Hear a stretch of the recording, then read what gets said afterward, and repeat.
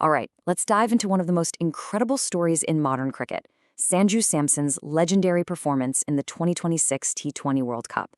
Now, this is a story that's about so much more than just the numbers on the scoreboard.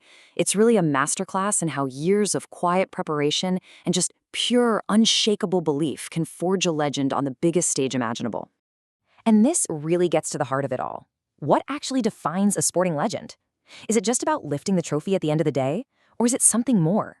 Is it forged in those moments of unbelievable courage that people talk about for years, long after the final result is forgotten? Just keep that question in mind as we go through this. Because, to really understand what happened in that World Cup, we have to go back, way back. This story doesn't kick off under the bright stadium lights. It actually begins years before, in the quiet, hidden hours of some seriously intense, unseen work. And this is where it all began. Not in a typical team practice, but tucked away in the shadows of what he called his batting lab. Now, this wasn't just about mindlessly hitting balls for hours on end.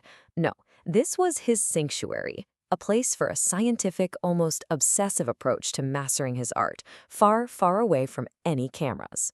So what exactly was this batting lab?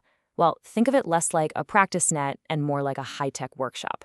In there, Samson wasn't just practicing. He was using things like video analysis and biomechanics to literally break down the world's best bowlers. He spent thousands of hours specifically mastering shots like the sweep against world-class leg spin and perfecting his balance to generate incredible power against sheer pace. And all that work, it created this, a complete arsenal of skills. It wasn't just about being able to hit a long ball. It was about the tiny details, like being able to read a bowler's wrist to see a googly coming, or knowing how to play the ball super late to beat the field. That mastery against spin, especially, well, that became his secret weapon, his ace in the hole, all forged in the quiet of the lab. Okay, so let's see how all this prep work actually played out on the field. Fast forward to the semifinal in Barbados. You've got a packed stadium, a loud home crowd, and a really tricky two-paced pitch against a dangerous West Indies team. The pressure is just immense. And here's the scene. India's chasing 180, and they are in deep, deep trouble at 28 for 2. The run rate they need is already climbing above 10 and over. The openers are gone, the crowd is going wild, and as Samson walks out to the middle, the entire match is hanging by a thread. But this is where all that lab work just kicks in. He doesn't panic. He starts by consolidating, using these delicate late cuts to find gaps and just keep the scoreboard ticking over. Then, against their best spinner, he makes a statement. An audacious, perfectly timed reverse sweep for 4. That single shot told everyone he was there to dominate, not just survive. He follows that up with 2 massive sixes in the very next over, and boom, just like that, all the pressure is right back on the West Indies. He finishes on a magnificent 97, getting out, trying to hit the winning runs. So yeah, agonizingly short of 100, but it didn't even matter. He had played like a surgeon, just calmly dissecting their bowling attack and single-handedly dragging India to the very edge of a World Cup final. And so that brings us to the grand finale. The historic Lord's Cricket Ground, the absolute home of cricket. And the opponent?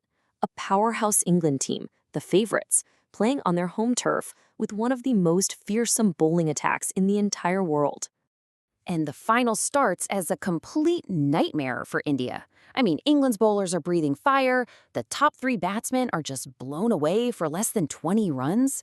When Samson walks in, the team is in absolute shambles. The World Cup dream is just vanishing.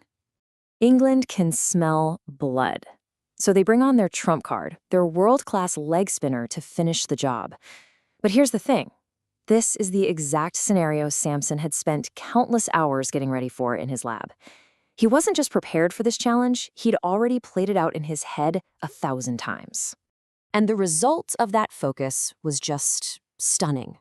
He unleashed this incredible flurry of sweeps and cuts, and then one absolutely unforgettable straight 6 that sailed deep into the stands at Lord's.